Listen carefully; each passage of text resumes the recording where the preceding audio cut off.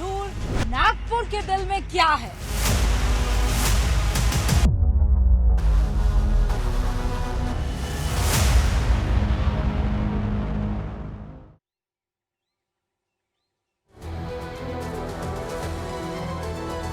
नमस्कार, आप सभी का बहुत बहुत स्वागत है। मेरा नाम रूबिका लियाकत है। महाराष्ट्र के एकदम पूर्वी छोर पर विदर्भ में इस वक्त मैं मौजूद हूँ। विदर्भ ही में है नागपुर और नागपुर से लगभग 100 किलोमीटर दूर यहाँ काटोल में हम मौजूद हैं। और काटोल से भी थोड़ा अंदर की तरफ आते हैं तो धरतवाड़ा वो गांव है जहां आज मैं आपको ले आई हूँ। धरतवाड़ा क्या है? ये वो जमीन है जो अपनी कोख से संतरा, कपास और सोया इसकी खेती करती है। यहाँ के किसान इन ये तीन चीजें हैं उनके दम पर अपना जीवन यापन करती हैं।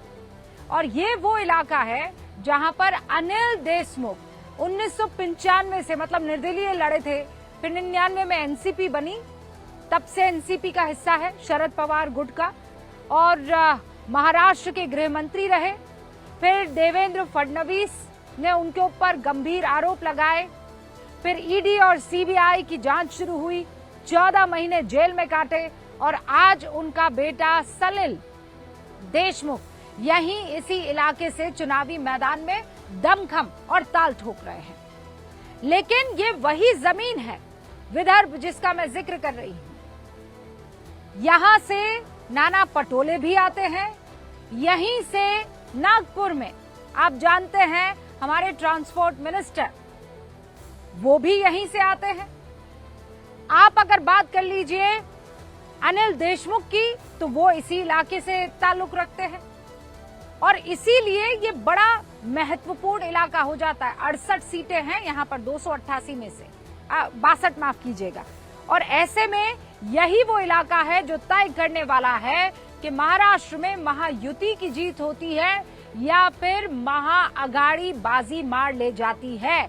लेकिन इस जीत के बीच में अगर इन दोनों ही गठबंधनों के कोई खड़ा है तो वो है बागी।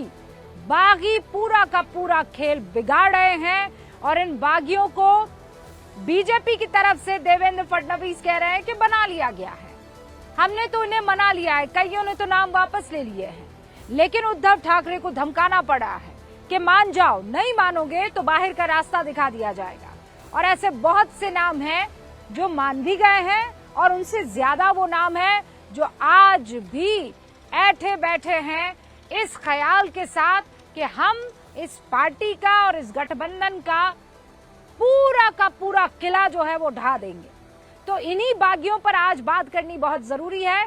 सारे खास मेहमान हमारे साथ जुड़ चुके हैं, उनसे आपका तारुफ करवा देना चाहती हूँ। 62 सीटों वाले इस इलाके में चाहे नितिन गडकरी, चाहे नाना पटोले, चाहे देवेंद्र फडणवीस, चाहे अनिल देशमुख, सब यहीं ताल ठोक रहे हैं।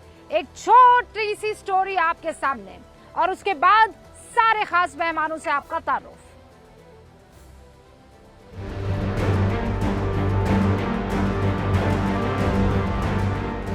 पहले सीट शेयरिंग की टेंशन, फिर टिकट बंटवारे में टकराव और अब नेताओं की बगावत ने दोनों धड़ों की धड़कनें बढ़ा दी हैं। लंबी मान मनोबल के बाद महायुति अपने 25 बागियों को मनाने में कामयाब रहा, जिसमें बोरीवली से बीजेपी के कद्दावर नेता गोपाल शेट्टी ने भी अपना नाम वापस ले लिया। तो वहीं शिवसेना के 8 और एनसीपी के 6 बागियों ने अपने नामांकन वापस ले लिए। महाविकास अघाड़ी भी अपने बागियों को मनाने में कामयाब रहा। महाविकास अघाड़ी के 20 बागियों ने अपना पर्चा वापस ले लिया, जिसमें कांग्रेस के 9, उद्धव गुट के 7 और शरद पवार की पार्टी के 4 बागी मान गए। लेकिन परेशानी इतनी भर नहीं है। दरअसल महायुति के 18 और महाविकास अघाड़ी के 22 नेता अभी भी मैदान में बगावत का झंडा बुलंद किए हुए हैं। वो ना तो पार्टी से निकाले जाने की चेतावनी से माने और ना ही मान मनोबल का उन पर कोई असर हुआ। हालांकि बीजेपी का दावा है कि उसने अपने 99% बागियों को मना लिया है। तक बीजेपी का सवाल है, 99% बागियों ने नामांकन वापस लिया है, वो पार्टी के साथ आए हैं। 1% जो है इन पर पार्टी कार्रवाई करेगी। तो अब मैं नहीं मानता कि अब बागियों का कोई प्रभाव बचा है। लगातार समझाने के बाद भी पर्चा वापस नहीं लेने पर शिवसेना उद्धव गुट ने अपने 5 नेताओं को पार्टी से बाहर का रास्ता दिखा दिया। उधर बागियों को मनाने में नाकाम रही पार्टियों ने अभी से ईवीएम का रोना शुरू कर दिया है। आज अमेरिका में चुनाव हो रहा है, वो बैलेट पेपर पर हो रहा है। अमेरिका जैसा देश आज बैलेट पेपर पर उनकी जनता अपना राष्ट्राध्यक्ष चुन रहा है, लेकिन हिंदुस्तान में ईवीएम के ऊपर आज भी लोगों के मन में संदेह है।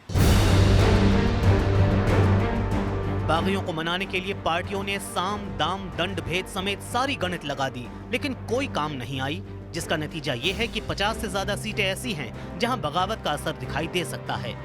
महाराष्ट्र की सियासत के दोनों धड़ों के लिए इन सीटों पर जीत टिहड़ी खीर हो गई है।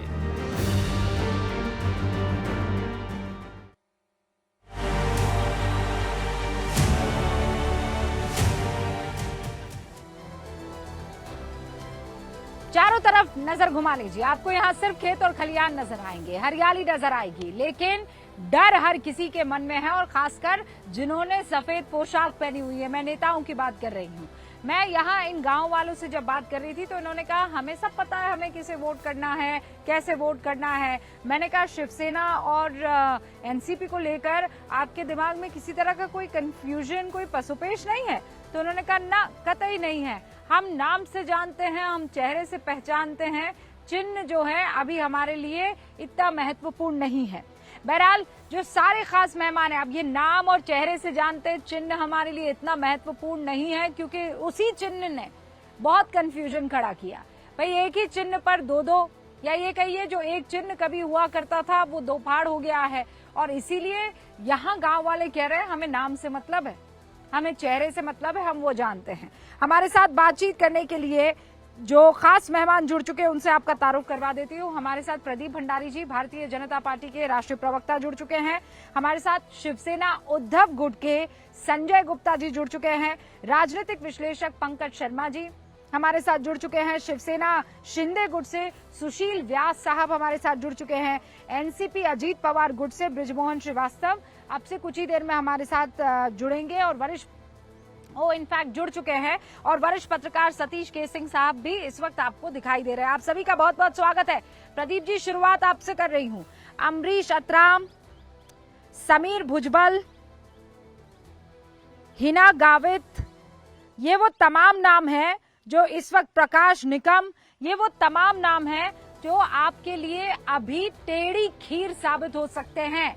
क्या महायुति को बड़ा नुकसान अघाड़ी की बजाय ये बागी पहुंचा सकते हैं? रूबिका जी, आपके सभी दर्शकों को नमस्कार। और आप इस वक्त कटौल में हैं, जहां पे 2014 के अंदर हम जीते थे, तो ये बैस्टियन कहा जाता है अनिल देशमुख का, पर 2014 के अंदर हम जीते थे असेंबली इलेक्शंस के अंदर, और इस बार भी हम कॉन्फिडेंट हैं कि जिस सीट पे आप खड़ी हैं उस सीट के ऊपर हम अनिल देशमुख जी के जो रिलेटिव हैं, उनके बेटे, उनको हराएंगे। अब मैं बात करना चाहता हूँ बागी के ऊपर। रूबिका जी, हम हर आइडियोलॉजिकल परिवार के व्यक्ति को मना रहे हैं, और एज ऑफ राइट नाउ 70% से ज्यादा लोगों को हम मना चुके हैं।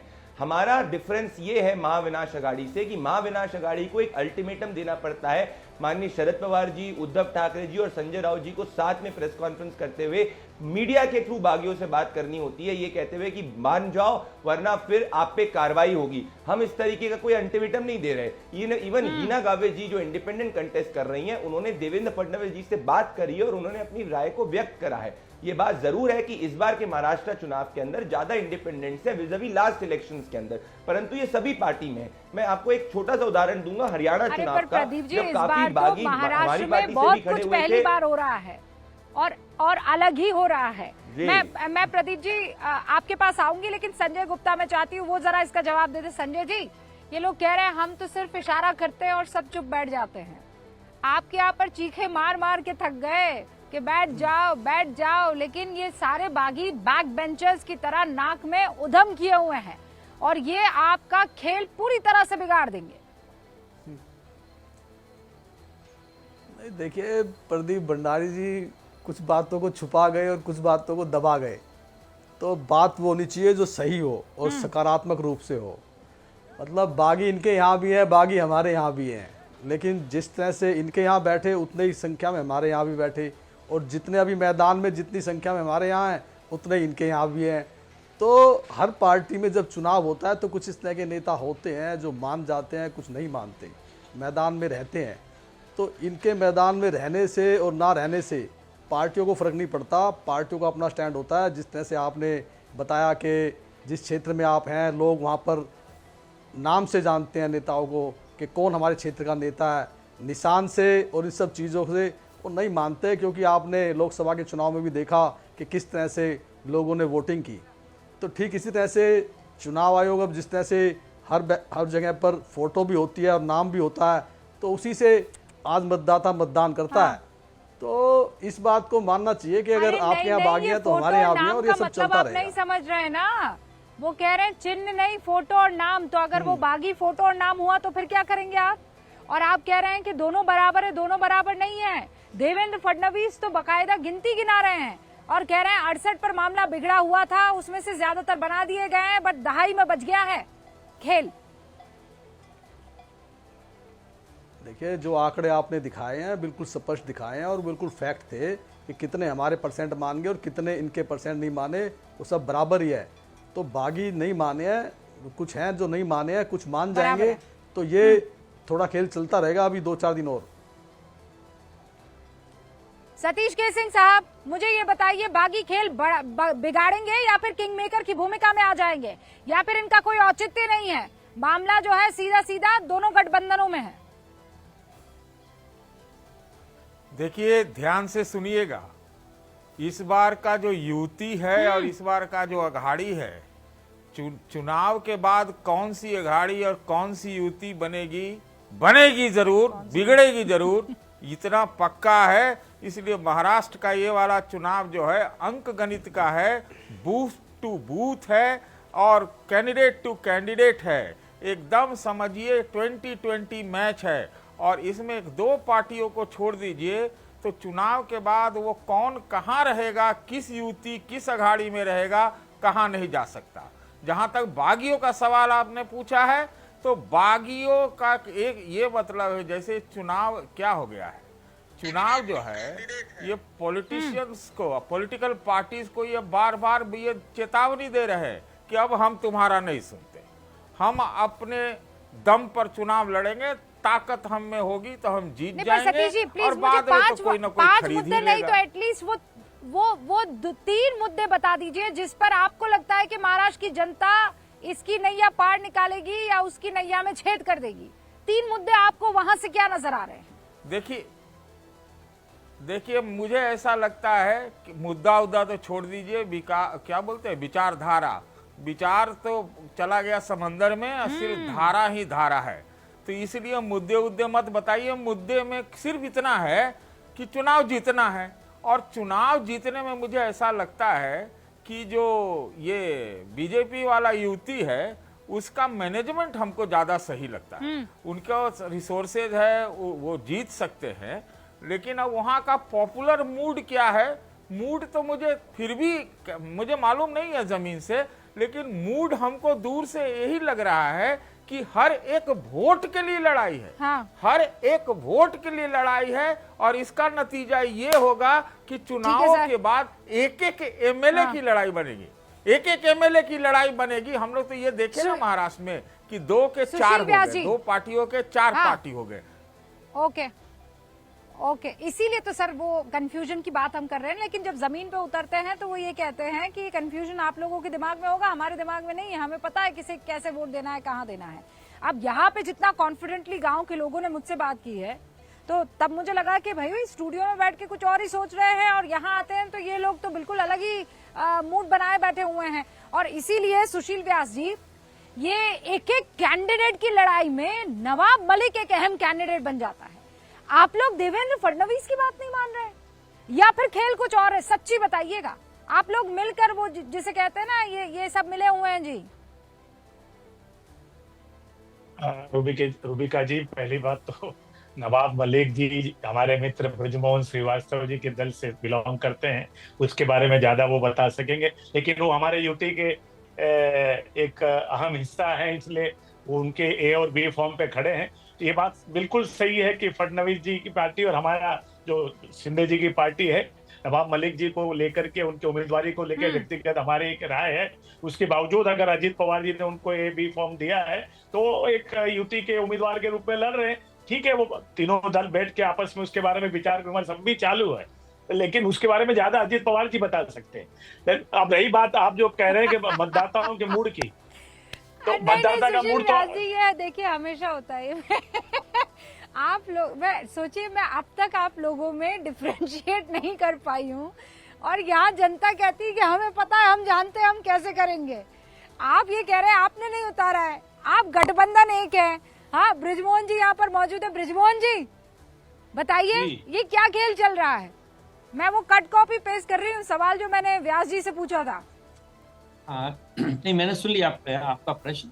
देखिए, ये बात बिल्कुल सच है कि महायुति में हम लोग हैं, और देवेंद्र फडणवीस साहब की तरफ से हम लोगों को ये कहा गया था कि आदरणीय नवाब मलिक साहब पे उनकी आपत्ति थी, तो उन्होंने आपत्ति के रूप में इस बात को स्पष्ट कर दिया है कि वो नवाब मलिक साहब के लिए कोई चुनाव प्रचार नहीं करेंगे, और आदरणीय नवाब मलिक साहब वहां पर हमारी पार्टी के उम्मीदवार के रूप में हैं। हम लोगों को ऐसा लगता है कि उनको ये मौका इसलिए मिलना चाहिए था क्योंकि जब हम लोग गठबंधन में शरीक हुए तो उस समय भी आदरणीय नवाब मलिक साहब एक विधायक के रूप में हम लोगों के साथ थे। तो जो सिटिंग एमएलए हैं उनको दरकिनार नहीं किया जा सकता, उसी के अंतर्गत उनको टिकट दिया गया है। मैं सोचता हूँ उससे कोई बहुत महायुति की। अरे सर, आप कह रहे हैं आदरणीय है, लेकिन प्रदीप भंडारी जी से पूछिए ना, जो आपके लिए आदरणीय है वो उनके लिए सिर में दर्द है, और आप गठबंधन का हिस्सा है, परिवार का हिस्सा है, और ऐसे में आप देवेंद्र फडणवीस की बात को नहीं रख रहे हैं, और अगर नवाब मलिक की बात को रखा जा रहा है तो फिर जनता आप पर क्यों भरोसा करेगी प्रदीप भंडारी जी, जब आप अपने साथी को ही नहीं मना पा रहे हैं इस मसले पर? या फिर आप लोगों की स्ट्रैटेजी कुछ और है, और वो स्ट्रैटेजी है रिवर्स पोलराइजेशन की। वो स्ट्रैटेजी है कि दो चेहरे जो है वो माइनॉरिटी के अगर वहां पर है या दो से ज्यादा है तो जीत तो फिर उसकी होगी जो माइनॉरिटी से ताल्लुक नहीं रखता है, जो कैंडिडेट शिवसेना का है। देखिए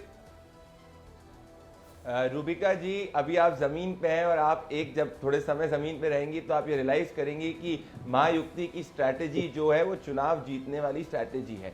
287 सीट्स में हम परिवार के सभी साथी जो है साथ में हैं। अब किसी भी घर के परिवार के अंदर भी ऐसा नहीं होता है कि हर व्यक्ति हर चीज पे एक दूसरे से अग्री करता है। तो एक सीट पे हमने अपनी व्यक्तिगत हमारी पार्टी की राय इनको बता दी, हमारी डिफरेंस ऑफ ओपिनियन है। 287 सीट्स पे हम लेटर एंड स्पिरिट पे सब साथ में हैं। अब जो सीट पे हमारी डिफरेंस ऑफ ओपिनियन है, आप देखेंगे वहां पे अबू आजमी चुनाव लड़ा करते थे, मुस्लिम बाहुल्य सीट है, और हमने आइडियोलॉजिकली नवाब मलिक जी पे हमारी आपत्ति दर्ज कर दी, परंतु इससे महायुति पे 1% भी फर्क नहीं पड़ेगा। मैं आपको एक छोटा सा उदाहरण दूंगा।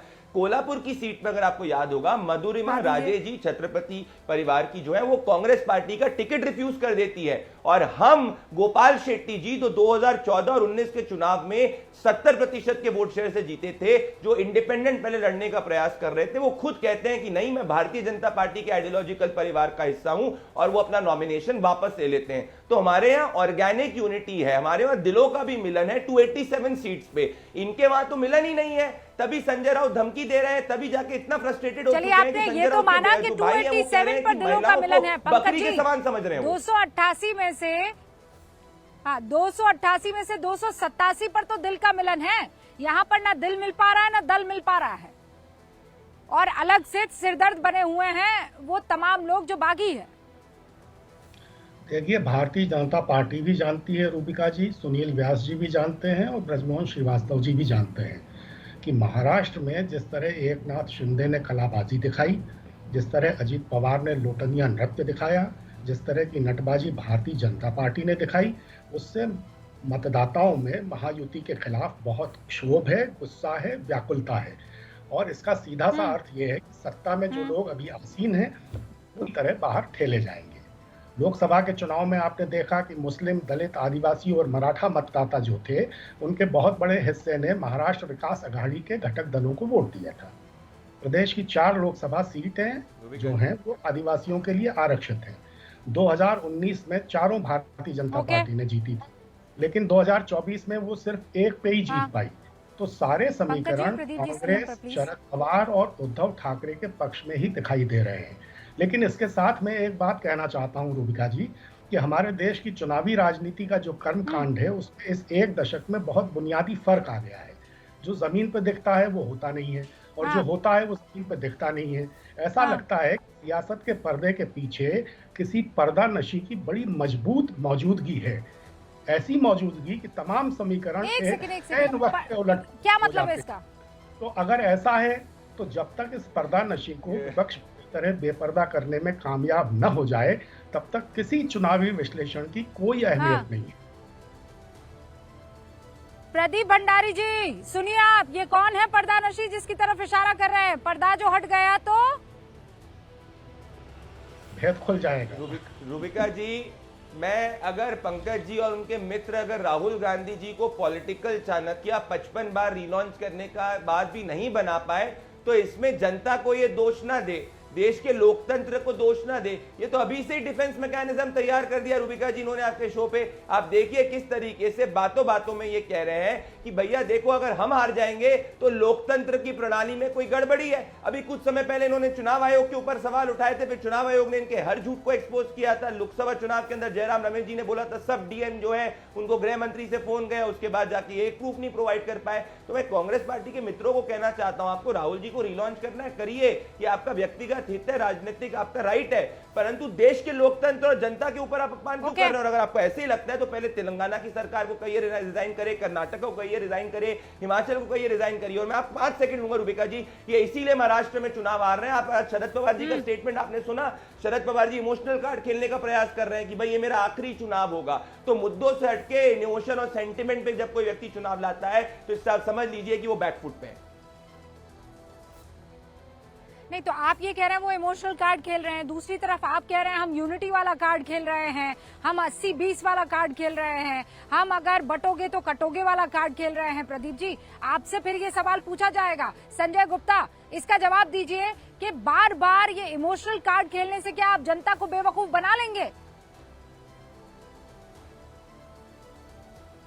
देखिए, जिस तरह से इन्होंने नवाब मलिक जी को मैदान में उतारा भी, उनके साथ भी हैं और उनके खिलाफ भी हैं, तो इस पर मैं कबीर जी के 2 दोहे कहना चाहूँगा। एक लोभी एक लालची दोनों खेले दांव, दोनों डूबेंगे बावरे चढ़े हैं पत्थर की नाव। और जनाब एक बात और कह रहा हूँ कि साधु ऐसा चाहिए जैसे सूप सुहाए, सार सार को गई करे थोथा दिए उड़ाए। या तो आप नवाब मलिक जी के साथ रहिए या उनके खिलाफ रहिए, मतलब ये साथ भी और खिलाफ भी हैं।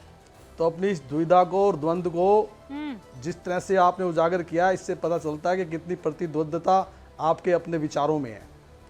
और रही बात योगी जी के उस बयान की कि बटेंगे तो कटेंगे, अगर पैर रखेंगे तो आप ना बच पाएंगे और ना ही अपने आप को बचा पाएंगे। प्रदीप जी जल्दी से काउंटर, उसके बाद मेरे बाकी मेहमान।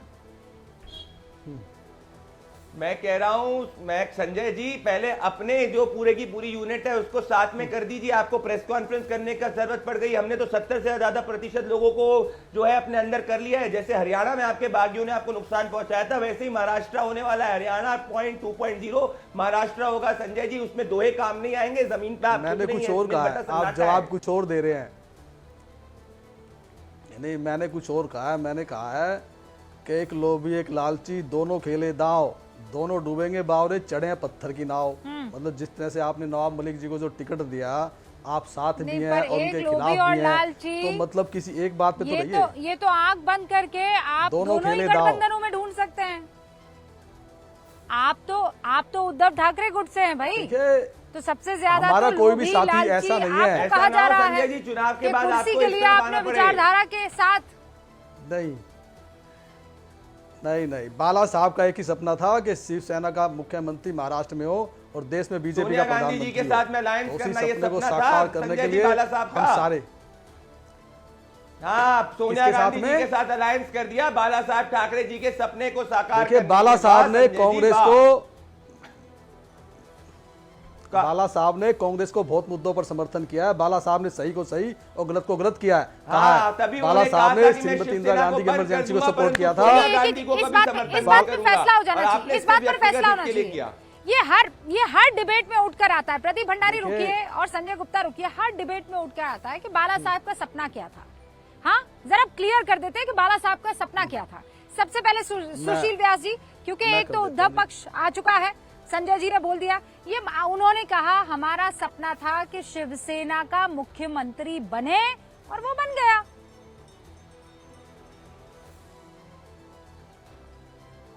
आपका प्रश्न क्या है रूबिका जी? वो तो बन गया, 2.5 साल से है मुख्यमंत्री। नहीं, सवाल ये कि उनका सपना पूरा हो गया, अब कौन सा सपना बचा? बचा नहीं, उसको आगे बढ़ा रहे हैं। महाराष्ट्र की जनता, देखिए बाला साहब ने जब शिवसेना बनाई, उन्होंने कहा कि 80% जन कार्य और 20% राजनीति और 80% समाज कार्य। वो सपना जो कहीं कहीं बीच में हम भटक गए थे, उसको एकनाथ रावजी शिंदे के नेतृत्व में वर्तमान सरकार ने फिर अपने विकास के कार्यों से, जन कल्याण की योजनाओं से कहा है कि हम 80% जनता के हित में काम करेंगे और 20% राजनीतिक गतिविधियां करेंगे। ये था बाला साहब का सपना, ये उनकी विचारधारा थी, जिसको लेकर के हम आगे बढ़ रहे हैं। और वो हमको आत्मविश्वास दिलाता है कि हम पुनः 23 तारीख के मतगणना के बाद सरकार बनाने जा रहे हैं। आप ये कहते हैं, और जो बार बार बाला साहेब के जो विजुअल्स आते हैं, जो बयान, जो इंटरव्यूज आते हैं, वो हिंदुत्व को लेकर आते हैं, सोनिया गांधी को लेकर वो जो कटाक्ष करा करते थे वो बयान आते हैं। तो और शिवसेना उद्धव गुट की कहता है कि बाला साहेब का जो सपना था वो पूर्ण हो चुका है और जो बचा है उसको उनके बेटे, उनके उत्तराधिकारी उद्धव ठाकरे आगे ले जाने वाले हैं। तो भाई असल सपना क्या था बाला साहेब ठाकरे का? मैंने आपसे बताया ना कि महाराष्ट्र की जनता का और देश के जो राष्ट्र को प्रेम करने वाले जो लोग हैं, उनको 80% समाज कार्य और 20% राजनीतिक कार्य के माध्यम से आगे बढ़ाना किसी विचारधारा को, ये सपना था बाला साहब का। ओके, सतीश के सिंह साहब, क्या था बाला साहब का सपना और कौन लगता है क्लोज टू दैट बाला साहब का, क्लोज टू दैट विचारधारा? देखिए अरे भाई, तो बाला साहेब का तो पहला मुख्यमंत्री तो पहले ही बन गया था उनके बेटा को छोड़ करके। ये तो आज थोड़ी बने हैं उद्धव ठाकरे या उसके बाद शिंदे, वो तो पहले ही मनोहर जोशी बन गए थे। तो ये तो फालतू की बात कर रहे हैं, नंबर 1। नंबर 2, ये बहुत लोगों को मालूम है या नहीं, या झूठ बोलते हैं, खाली आजकल झूठ ही चल ही रहा है कि जो शिवसेना का उत्थान या उसका प्रादुर्भाव महाराष्ट्र में हुआ था, उसको कांग्रेस का बैकिंग भी था। थोड़ा इसके तह पड़ताल में जाइए। मैं तो मानता हूं कि इस चुनाव में यह तय होना है कि असली शिवसेना उद्धव ठाकरे की है या असली शिवसेना जो बनाई गई है शिंदे की है, एकनाथ शिंदे की है। ये तय होना है, इसी चुनाव में तय होना है। सिंबल दे देने से, कह देने से नहीं होगा, जनता तय करने जा रही है। लेकिन जो एडवांटेज मैं मानता हूं कि जो जनता को एडवांटेज यही चीज जो मिलना चाहिए था एमबीए को 3-4 महीने पहले था, वो शायद इतना होना है। लेकिन वो ये कह रहे हैं कि ये सारी चीजें तो लोकसभा के चुनावों में हो चली है, सबने सबको बता दिया है।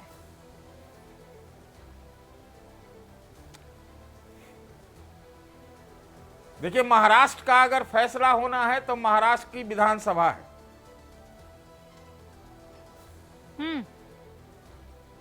अच्छा, आप क्लियर है? ठीक है प्रदीप भंडारी, मैं दोबारा उस मुद्दे पर आ रही हूं। असली शिवसेना, असली विचारधारा, असली बाल ठाकरे का सपना, इसको लेकर आपको लगता है महाराष्ट्र की जनता इस बार चुनाव करेगी? रूबिका जी, बाला साहेब ठाकरे जी जो इस हिंदुत्व के आइकन रहे, उनका सपना यह था कि हिंदुत्व आगे बढ़े और उनका निर्णय था कि वो सोनिया गांधी के साथ कभी अलायंस नहीं करेंगे अगर उनको शिवसेना बंद भी करनी हो गई तो। मैं वीडियो 20 सेकंड का वीडियो सुना देता हूं, आप सुनिएगा उनका ऑडियो, क्या उनके राय थे।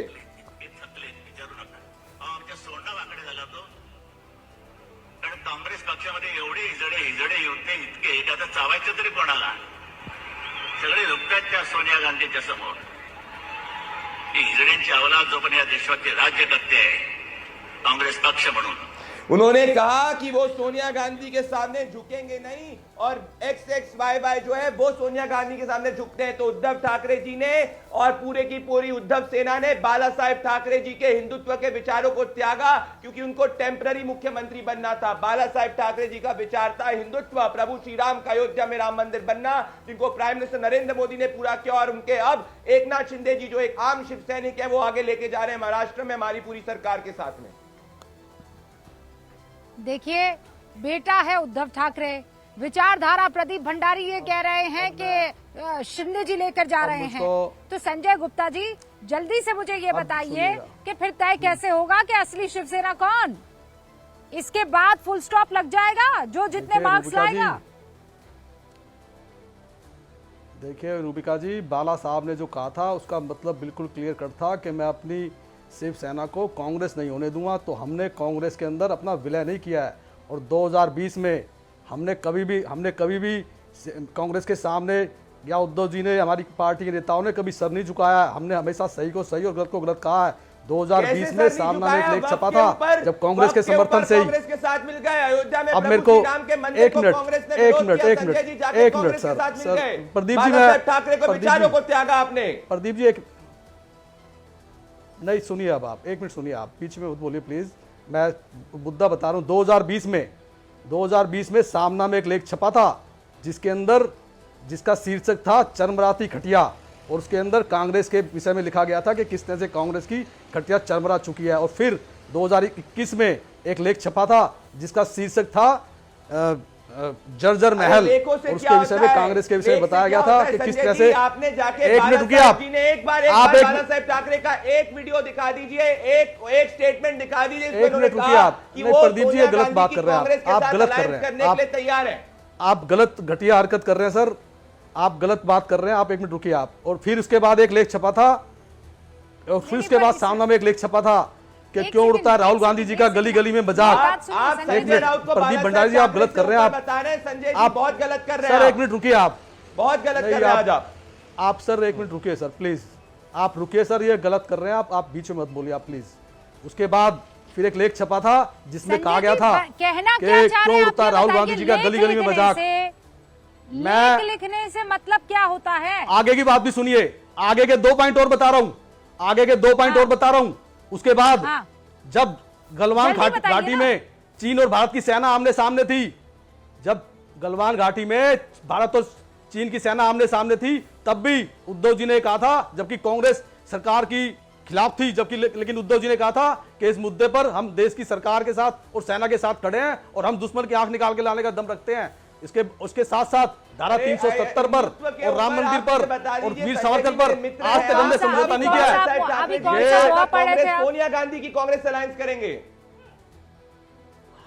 नहीं। देखिए अलायंस तो आपने भी ऐसी बहुत सी पार्टियां जो हिंदुत्व विरोधी हैं जिनके साथ आपने अलायंस किया।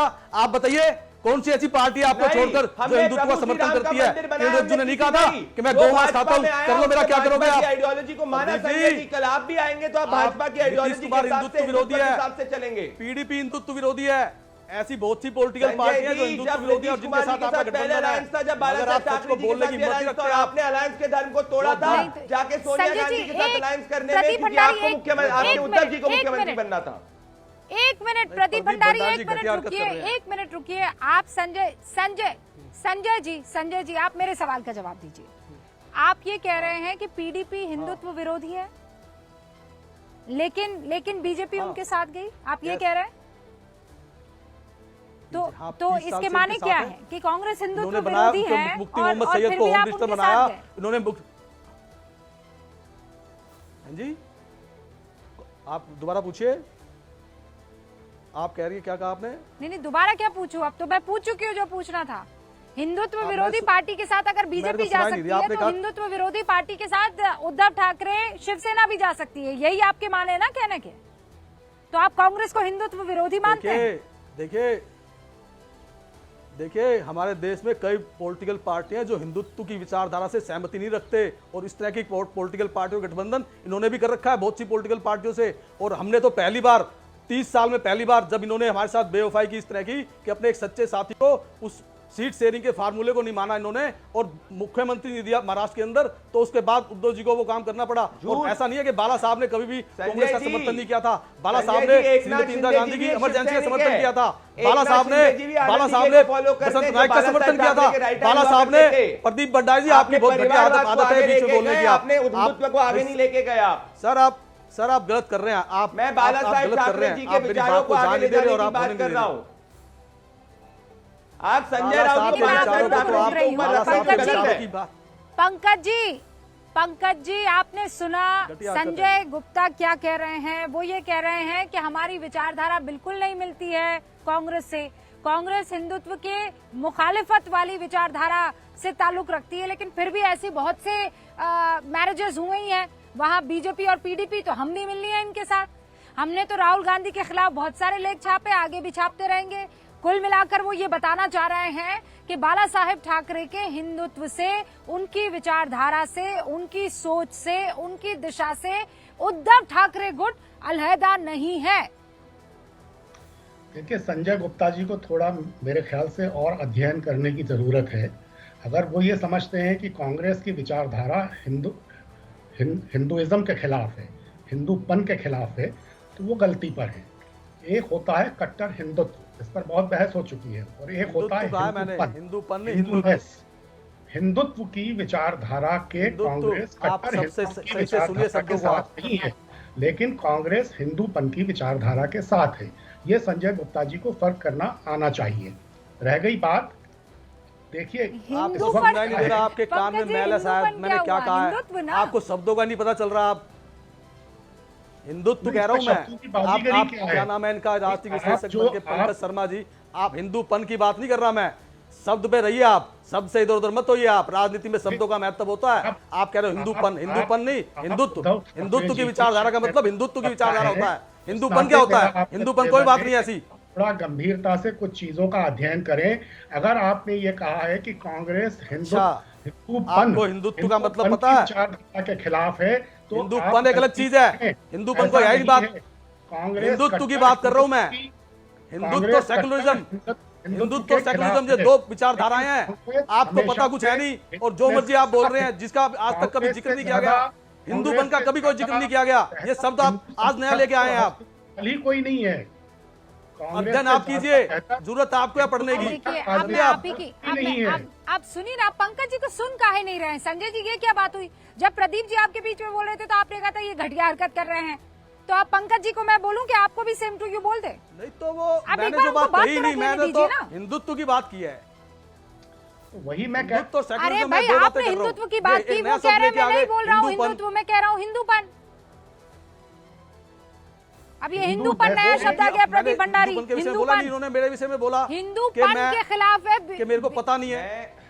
भारतीय जनता पार्टी ये जो हिंदूपन फैला रही है, हिंदूपन के खिलाफ है कांग्रेस। और अध्ययन की जरूरत आपको है सर। कांग्रेस के बारे में आपको थोड़े और आपको जरूरत है। मेरे को लगता है आपको जरूरत है। ये एक नया शब्द लेके आए हैं आप। सेना के आपसी संबंधों के बारे में भी आप लोग कंफ्यूज कर देंगे मेरे महाराष्ट्र के व्यूअर्स को भी। क्या आप दोनों एक ही पार्टी का हिस्सा है, एक ही गठबंधन का हिस्सा है, कि हम सब चले जाए, आप ही आपस में महाराष्ट्र का चुनाव लड़ लेंगे? रुक जाइए ना सर, प्रदीप भंडारी से पूछ रही हूँ मैं। प्रदीप भंडारी, अब हिंदुत्व के बाद हिंदूपन एक नया शब्द कॉइन कर लिया गया है।